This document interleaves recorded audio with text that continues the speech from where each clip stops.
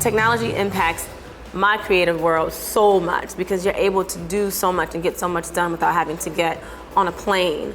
You can work with a producer in London and never see him and never even meet him in person, and you can make an amazing song. On my current album, Vivid, I have a duet with Raheem Devon, and we were never in the same room to do that song. You know, it was just like a text, hey, can you do this? Sure, send it to me. And we kind of made an entire beautiful duet, and we were never in the same room. So that kind of stuff makes making music, making albums a lot easier than it was before, and cheaper too.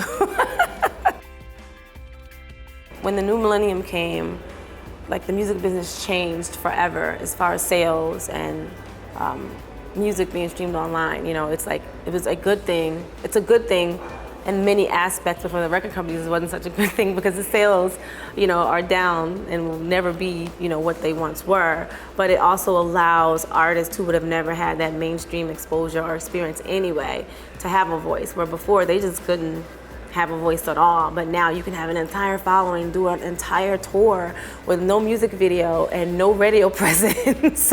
You know, I think that's amazing, for especially for some true artists who do not want to, have no interest in conforming to anything, but just being their true selves musically and giving us their true art. Like, technology has allowed them to be able to do that without having to compromise with anybody. No big corporations telling them to wear this or look this way or work with this big producer because they're hot at that time.